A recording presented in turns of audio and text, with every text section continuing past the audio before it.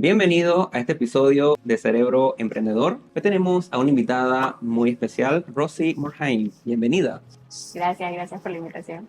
Vamos a conversar un poco en este episodio sobre emprendiendo para analistas de conducta. Quisiera que nos puedas contar qué es el análisis de la conducta, en qué contexto se utiliza, qué tipo de población aborda y también, en cierta manera, el trabajo que has ido desempeñando en este rubro, ¿no? El análisis de conducta viene el nombre ABA, es como muchas veces se refieren a este tipo de terapia, que viene del inglés Applied Behavior Analysis, que quiere decir análisis conductual aplicado. Entonces, lo que la ciencia básicamente plantea es que todas las conductas tienen situaciones o causas ambientales que pueden hacer que una conducta siga ocurriendo o no. Entonces, lo que es el análisis de conducta como tal es poder analizar cada situación en base a qué está manteniendo esa conducta. De ahí el nombre análisis conductual y de esta forma poder elaborar un plan de trabajo que esté individualizado a lo que mantiene cada conducta en específico que queremos trabajar y de esa forma poder ver si logramos disminuirla, si era una conducta problemática o aumentar a su vez una conducta que le pueda funcionar mejor a la persona con la que estemos trabajando. Cuéntanos tu historia, cómo iniciaste en este camino, o sea, cómo fue ese proceso de estudiar primeramente y ya posteriormente darte cuenta que podía ser una profesión que podías desempeñar, ¿no? ¿Cómo fue ese proceso? Bueno, yo estudié en Miami, en FIU, Florida International University, estaba estudiando psicología y dentro de la carrera de psicología podías hacer ciertas pasantías en diferentes ramas. Entonces una de las ramas de la universidad era esta parte conductual. Y en eso a mí me llegó un correo que el Centro de Niños y Familias de la universidad estaba reclutando pasantes, que eran estudiantes, que quisieran tener la oportunidad de trabajar uno a uno utilizando la terapia ABA. Era intervención temprana, o sea que eran niños que apenas tenían como algunos rasgos que podían estar dentro del espectro autista y se les hacía su plan individualizado, venían como más o menos en edades de 18 meses a 4 años. Yo apliqué a esta posición y bueno, entré. La verdad que el primer mes fue bastante difícil porque yo venía de solamente dar clases y de repente ahora era pasantía, tenía un niño, era una responsabilidad nueva y bueno, algunos niños tenían problemas de conducta, igual eran pequeños, pero sí era una experiencia nueva. Pero luego de ese mes como que ya fui entendiendo cómo era, me enamoré de la rama de la ciencia del trabajo con los niños de esta población y bueno, de ahí en adelante entonces empecé a averiguar cómo era el proceso de certificación. Yo ahí estuve un año y luego regresé a Panamá. Entonces me tocó seguir todo este proceso de certificación con la guía de los profesores que tenía en Estados Unidos a modo remoto y ya de ahí es cuando logro después terminar con todos los requisitos y certificarme. Pero todo el plan inicial fue estando en Estados Unidos, que se ve mucho más lo que es terapia ABA. Ya que hablaste del tema de las certificaciones, o sea, cuéntanos un poquito cuáles son las agencias, por lo menos las más conocidas, ¿no? Y también cuéntanos un poquito, en cierta manera, qué requisitos tienen, cómo es ese proceso, digamos, de preparación si yo me deseo certificar con algún tipo de estas agencias, cuáles aplican para contexto panameño, qué tipo de restricciones hay para Latinoamérica, o sea, cómo ha sido tu experiencia en este sentido. La verdad que ha ido cambiando con con la entidad con la que yo me certifiqué, es la primordial, digamos, por lo menos hasta el año pasado, era la que regulaba a nivel internacional el análisis de conducta, era la más fuerte, se llama la BACB, que es el Behavior Analysis Certification Board, y ellas daban tres tipos de certificaciones. Tenían la certificación RBT, que es la certificación como un técnico en conducta, que la puedes tener desde que te gradúas de la escuela prácticamente, o sea, no es necesario la licenciatura completada para tenerla, pero sí pasar una serie de exámenes y requisitos que se hacen individual a cada persona para poder tener esta certificación que te permite entonces trabajar con un paciente o un niño. Luego de esa estaba la de BCADA, que es la que viene luego de que tienes una licenciatura. Tú haces los requisitos, por lo general tienen tres requisitos, tanto la de BCADA como BCBA. O sea, la de a nivel licenciatura, una vez tienes tu licenciatura, y la que viene después, que les voy a hablar, que es la de nivel maestría, requiere que tengas una cantidad de horas prácticas, las clases teóricas acerca del análisis de conducta y luego poder pasar un examen. Cuando completas estos tres requisitos, entonces ya te dan la certificación. Para poder hacer el examen tenías primero que ya tener las horas y ya tener las clases teóricas. Una vez tenías esos dos, entonces ellos te abren como la ventana para que tú agendaras el momento en el que querías ir a tomar ese examen, que ya es como el paso final. Entonces, primero estaba el de BCA, esa fue la primera que yo obtuve, que era a nivel licenciatura, ya culminabas tus estudios, por lo menos en mi caso fue en psicología, no tenía que ser necesariamente psicología, podía ser áreas afines, podía ser licenciatura en educación, en terapia ocupacional, en diferentes ciencias que estuvieran relacionadas. Y ya de ahí entonces, una vez tenías las horas prácticas y tenías otra vez la práctica y la teoría, hacías el examen. Y a nivel maestría es lo mismo, una vez tienes el nivel maestría, culminas las horas prácticas, que son un poco más, o sea, va aumentando de nivel, terminas las horas teóricas y aplicas entonces para el examen. Esas son como las tres de la BACB. Luego, en el 2022, a finales del año pasado, la BACB hace un cambio en sus políticas y dice que ahora ellos únicamente van a estar certificando a Estados Unidos y Canadá. Entonces, todas las personas que estuvieran en otros países, como por ejemplo nosotros en Panamá, no podemos certificarnos con ellos. Los que ya tenemos la certificación, o sea, por lo menos la mía, que fue antes de eso, es válida, sí se puede utilizar en Panamá, no hay problema con eso, pero no están dando nuevas. Entonces, para las personas que estén interesadas de ahora en adelante en obtener una certificación en el área de la ABA, ya la BACB, si vives en Panamá o Latinoamérica o diferentes países que no son Estados Unidos y Canadá, necesitas otra entidad. Entonces, en esto es que ahora las personas que viven en otros países están utilizando la certificación o, bueno, certificándose por medio de QABA, que es otra entidad también que intenta regular la terapia ABA a nivel internacional, pero ellos sí todavía permiten que otros países se unan, pero los requisitos son igual. Los requisitos son los tres componentes otra vez: horas prácticas, horas teóricas y pasar el examen de certificación. Interesante. Y ya que hablamos de la parte esta teórica, sé que está, por ejemplo, ABA España. Sí. Quisiera que nos puedas contar de qué manera ABA España influyó en tu preparación, cómo te ayudó como complemento para poder hacer estos exámenes de certificación. Sí, bueno, digo la verdad, lo que es terapia ABA a nivel de lenguaje, o sea, de recursos que existen en español, no hay igual que lo que encuentras en inglés. Entonces, eso pudiera ser una barrera si alguien no domina el idioma inglés. Entonces, ABA España lo que hace es exactamente esto: traducir todos esos libros que son primordiales en el estudio del ABA, en el análisis de conducta, recursos que son importantes para padres, lo han traducido al español, lo que le ha abierto esta ventana a todas las personas hispanohablantes. Entonces, ellos son como lo que ahorita mismo regulan todo lo que son estas traducciones. Yo en un inicio, cuando hice la parte de el BC ABA, que era el de a nivel licenciatura, yo ya tenía las clases por la misma licenciatura que yo estaba haciendo ya. Yo escogí el track o la ruta conductual, entonces ya yo tenía esa parte teórica dentro de mi carrera. Entonces solamente me faltaron las horas prácticas. Pero ya cuando fui a hacer el de la maestría, ya yo no estaba en una universidad que tuviera cursos en ABA.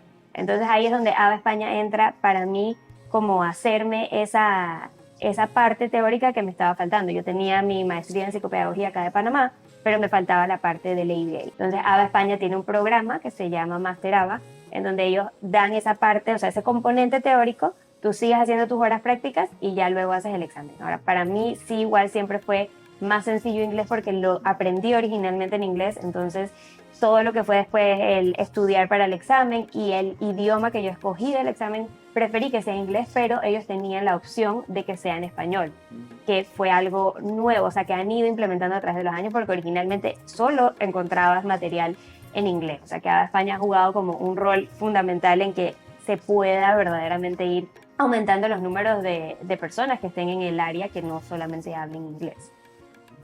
Así que sí, por mi parte, con ellos yo hice lo que era la parte teórica a nivel maestría y los recomiendo. Y en cierta forma promueve la accesibilidad, ¿no? Para los Claro. hispanohablantes. También, sí, a nivel económico, es mucho más económico los programas que ofrecía ABA España que si buscabas un programa en Estados Unidos. O sea, los precios eran completamente diferentes y ellos hacen un ajuste para Latinoamérica. O sea, ellos van ajustando dependiendo como, de cómo está cada país y tienen un precio dependiendo de dónde tú lo estás solicitando, dónde tú vives.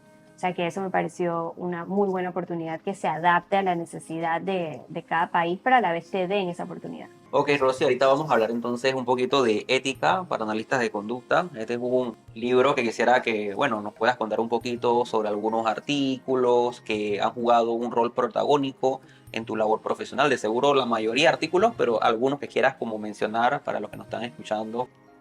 Bueno, la parte ética, este libro que tú traes aquí, de por sí tiene muchos casos prácticos en el libro. O sea, ese es un súper recurso y que se lee bastante fácil porque cada parte ética lo analizan como en un ejemplo de la vida real. Entonces, esto es más del 50% del examen de certificación, por si hay alguien que lo vaya a tomar. Más hay más preguntas de ética que de teoría. Wow. O sea, le ponen un énfasis muy grande a lo que es la ética en el proceso de certificación y como analistas de conducta.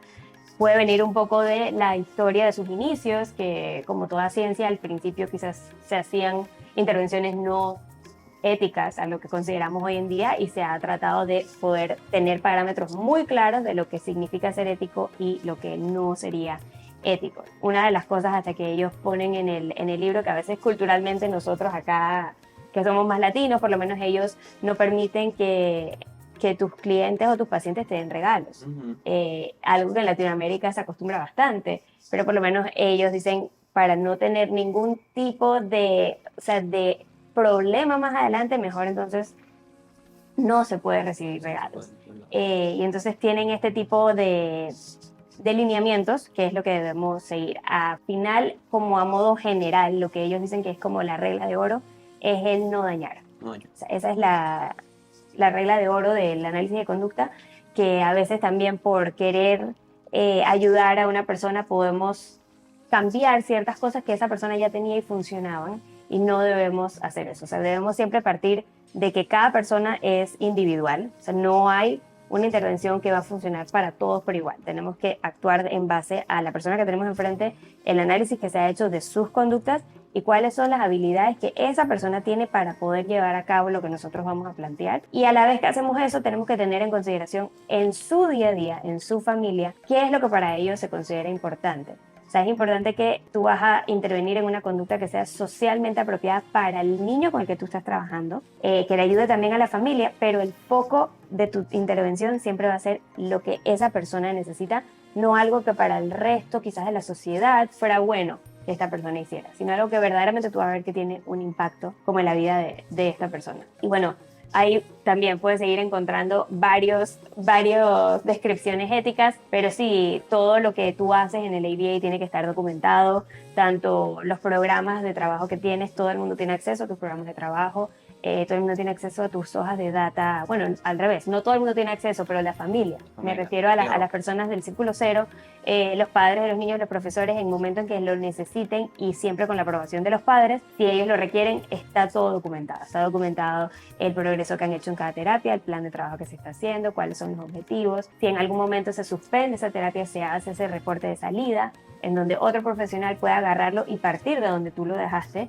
Y siempre es tratar de que si el niño aún requiere servicios y tú no lo puedes seguir atendiendo, que hagas una transición que le permita, o sea, que sea lo menos traumático, digamos, posible, que siempre tenga algo ya listo, que lo pueda recibir, que sea una transición en donde el profesional ABA o el terapeuta ABA le pueda comunicar a la nueva persona todo lo que ha hecho y eso sea como lo más fluido posible. Entonces sí es importante toda esa parte de documentar todos estos cambios que tú haces en tu terapia, si por lo menos ahora pasamos de 3 horas de terapia a 2 o pasamos a una intervención más en sitio, todas estas cosas tienen que estar documentadas y el padre tiene que tener siempre la última palabra. Todo lo que vayamos a mostrar o compartir con otra persona que no sean los padres son los guardianes de estos niños y son los que deciden qué se puede hacer y qué no. Sí, la verdad es que yo también lo estuve leyendo, Rosy. La verdad es que es un libro muy amigable. No sé, es de estos libros que cuando tú inicias a leerlos, como que no puedes detener. Me llegó a pasar porque ofrece, digamos, una descripción del artículo, pero también plantea un caso y en otra sección están las respuestas a ese caso. Y a veces me pasaba que, bueno, yo leía el artículo y se ponía como el problema de lo que pasaba con referencia a ese artículo y yo tenía tanta curiosidad y me iba a la otra página para ver la respuesta, a ver qué había pasado. Y también quiero como destacar algo, ¿no? Que tal vez desde el punto de vista administrativo te da unas buenas luces de qué hacer en ciertas situaciones éticas. Y como bien explicó Rosy, nos da como ese paraguas de tener siempre un lineamiento ético para tomar decisiones, ¿no? Y me parece también un valor agregado y me parece que le da también una seriedad a esta ciencia del comportamiento porque tienen un código ético que establece esos lineamientos, ese plan de acción y siempre velando por el mejor beneficio del cliente consultante, ¿no? Y por acá, Rosy, te quiero mostrar el libro Análisis aplicado de conducta, tercera edición, bueno, de los autores Cooper, para que nos cuentes un poquito sobre... Este libro es bastante grueso, o sea, de pronto acá los que nos ven en YouTube, no es relajo, este es uno de los libros más gruesos que he podido adquirir. Entonces, para que nos cuentes un poquito, claro, un resumen del resumen, este libro, cómo ha contribuido a tu formación de certificación, o sea, Eso en el análisis aplicado a la conducta lo llamamos la Biblia. La Biblia, ok. Para nosotros ese es The Bible, así lo llaman, o lo llaman también el libro blanco. Ok. Ese tiene toda la teoría del ABA de portada a portada. Es lo que tú vas a estar dando en las clases teóricas que vayas a dar, tanto sea ABA España o sea cualquier otro programa. Todo lo que tiene que ver con el análisis aplicado a la conducta está en ese libro. Ya después lo que son aplicaciones más prácticas o casos puntuales, pues sí es experiencia y artículos que hayan salido más adelante, nuevas investigaciones, pero la base está allí. Entonces lo que es el examen, por ejemplo, el examen final, en donde ya, ok, tienes la parte teórica, tienes las horas prácticas, tienes que pasar un examen, todo viene de ahí. La gente dice, o sea, hay que estudiarlo portada a portada, de principio a fin, porque te pueden preguntar cualquier cosa que esté allí y tiene mucha información, o sea, tiene los conceptos más básicos como por lo menos lo que es el refuerzo, el castigo, que es digamos, lo primordial o lo primero que se enseña cuando te están hablando del análisis de conducta, pero también tiene toda la parte de las gráficas, cómo hacer cuando estás haciendo una investigación, si tienes esta muestra, si tienes esta intervención y luego la vas a retirar. O sea, es todo, es más denso, pero es el libro que tienes que tener Claro. si eres analista de conducta. Ok, interesante. Ok, Rosy, también quisiera que nos cuentes un poquito. Entiendo que tú estabas en Estados Unidos, entiendo que regresas a Panamá, la parte está de psicopedagogía a nivel de maestría, me parece que la haces en el proceso, después a España, haces tu certificación, la aprobaste. ¿Qué retos te has encontrado al aplicar ABA en contexto panameño? O sea, ¿cómo tropicalizamos ese conocimiento y lo aplicamos acá? Y en el camino, ¿qué retos o barreras, obstáculos te has encontrado que tal vez puede ser un poco diverso a lo que ocurre en Estados Unidos? Y ahí para que nos cuentes un poquito sobre ello. Sí, o sea, definitivamente el volver de Estados Unidos a Panamá y tener que seguir practicando sin ese equipo de personas que yo tenía, porque allá era una pasantía, habían otros estudiantes haciendo lo mismo que yo, teníamos un supervisor siempre allí. Cuando regreso a Panamá, que ahora es remoto, porque en Panamá no existían analistas de conducta que me pudieran dar esa supervisión, y yo la necesitaba para poder terminar esta certificación, mi única opción fue que esto sea remoto. Y sabemos que no es igual. Uno al final se siente más solo, tienes más preguntas y no tienes a la persona enfrente. Entonces fue un reto para mí volver, tener pacientes que eran mi responsabilidad, pero a la vez tener que reportarle a este supervisor de manera remota, grabar las sesiones, hacía como un poco más complicado. Pero bueno, al final esas son las experiencias que nos van formando, pero sí a nivel de lo que es el pago de las sesiones, por ejemplo, en Estados Unidos los seguros cubren la mayoría de estas terapias, sobre todo si un niño ya tiene un diagnóstico de autismo, esta es una de las terapias que automáticamente el seguro le cubriría a este paciente o a este niño, o si ya tiene hasta señales de alerta que nosotros llamamos de que puede estar dentro del espectro, ya también le cubren las terapias. Entonces, en Panamá, al no tener ese servicio, a veces los niños requieren más intervención de la que se puede dar porque no cuenta, o sea, el seguro no reconoce la terapia ABA como una de los servicios que ellos ofrecen. Entonces, el papá lo tiene que pagar de su bolsillo y sabemos que esto puede ser muy costoso y sobre todo si como a veces refieren, por lo menos 10 horas de terapia ABA es algo que hacían en Estados Unidos. Ellos dicen, no, cada niño 10 horas a la semana.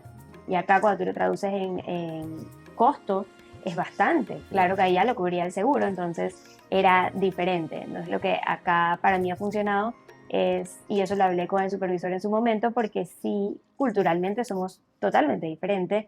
Tenemos otras necesidades acá que quizás en Estados Unidos no. Y lo que él me recomendó fue que sean horas de instrucción, Sí. no necesariamente terapia ABA, pero si te puedes apoyar de otros profesionales, sea fonoaudiólogo, terapia ocupacional, los mismos padres, profesores, teachers que estén trabajando con niños o con el niño que tú estás viendo, que puedan aplicar de modo natural lo que tú estás trabajando en terapia, todo eso cuenta y ayuda. Claro. Entonces eso para mí ha sido lo que más me ha ayudado en Panamá, trabajar verdaderamente de la mano con los demás profesionales, no en ningún momento decir yo hago todo, sino al revés, cómo puedo cooperar, cómo nos podemos ayudar entre nosotros. Y creo que esa es la forma en la que acá en Panamá nos debemos seguir manejando como para que se vea ese avance integral en todas las áreas del niño con el que estamos trabajando. Totalmente. Y creo que lo conversamos detrás de cámara, más o menos cuántos especialistas, analistas de conducta hay en contexto panameño, porque de pronto esto puede a largo plazo generar oportunidades de algún Claro. tipo de asociación, algún tipo de grupo de investigación, y que en cierta manera este grupo de profesionales pueda ser insertados también en universidades para que generen data con población local panameña y que eso pueda propiciar también mejoras para el país. Más o menos, ¿cuál es la cantidad de profesionales que practican análisis aplicado al comportamiento en Panamá? Bueno, de las profesionales que yo conozco que están certificadas por la BACB, o sea, que tienen el título de analista de conducta, tenemos, las cuatro tenemos el mismo, somos cuatro. Okay. Actualmente. Dos trabajamos más como en el área clínica, otras dos están más en el área escolar, pero definitivamente es un número pequeño. Así que me encantaría, nos encantaría que el número cada vez fuera creciendo, que tuviéramos más apoyo y como tú dices, si en algún momento se pudiera entrar a las universidades y que esto sea algo más accesible para el resto de la población, es la meta. Claro. Ok, ya para ir finalizando, para que le puedas contar entonces a los oyentes un poquito sobre ti, sobre ese proceso de emprender en Panamá, a qué te dedicas y tal vez puedes aprovechar para dar entonces tus medios de contacto y cómo es la atención que brindas a los pacientes. Claro, bueno, yo estoy en Panamá desde el 2015, que regresé de Estados Unidos. En un inicio únicamente era terapia directa pues con el niño porque no tenía todavía ninguna certificación que me permitiera hacer el plan de trabajo o trabajar entrenando a padres porque estaba en mis inicios. Eh, Ahí fue toda la parte como de terapia uno a uno con la supervisión de Estados Unidos. Una vez ya logro la certificación, entonces sí reestructuré un poco los servicios y hoy en día hago terapias directas con niños, terapia ABA. Me especializo en primera infancia, o sea, más o menos como entre los 2 y 10 años, y trabajo con escuelas y padres en el manejo conductual de sus niños. Entonces, además de lo que es el componente de terapia, yo siento que es sumamente importante, casi igual de importante, en ocasiones hasta más importante que la terapia, el, el reunir a todo el mundo como un equipo de trabajo. Entonces, para mí es súper importante poder entrenar a los padres en cómo manejar esas conductas y a la vez a los profesores, a las teachers, a las tutoras que estén trabajando con estos niños dentro del salón de clases, porque a veces lo que yo veo en terapia es un espacio controlado, como tú puedes saber, es por menos tiempo, pero lo que ellos a nivel conductual pueden, los retos y los desafíos que pueden tener en un contexto mucho más abierto, como lo que es una escuela o en la casa, que hay hermanitos o hay diferentes personas que están contribuyendo a estas conductas, que ellos sientan que tienen también las herramientas. Entonces, la forma en la que podemos como exponenciar esa intervención es utilizar como entrenar al resto de las personas en estos programas que nos ayuden como a llegar a ese cambio. Entonces eso es un poquito de lo que yo hago. Hago a veces las evaluaciones también en sitio, en el lugar en donde están ocurriendo las conductas, lo que llamamos la evaluación funcional. Y bueno, todo lo que es elaboración de planes de trabajo para cada uno. Y me pueden encontrar en Instagram como Behavior Journey y sí, por ahí yo comparto algunos de los recursos, cosas que utilizo. También yo soy mamá de dos niñas, entonces eso me ha, digamos que, enriquecido la experiencia porque entiendo lo que sienten los padres cuando tienes un niño que está teniendo conductas problemáticas. Entonces es un poco como de esa experiencia mía como mamá, esas herramientas que me han funcionado que quiero compartir porque a la vez me gusta ver el ABA o el análisis de conducta como la ciencia de la conducta humana. No necesariamente tiene que ser una población específica, sí se utiliza mucho en el trabajo con niños dentro del espectro autista, pero no necesariamente tiene que ser la única aplicación. Aplica para todas las personas, todos los seres humanos en realidad, y eso es un poco de lo que trato de compartir en mi cuenta, cómo lo utilizo yo misma con la crianza de mis hijas y a la vez en el área profesional. Súper, de todo lo que has mencionado, yo quiero destacar dos puntos. El primero tiene que ver con ese trabajo en equipo.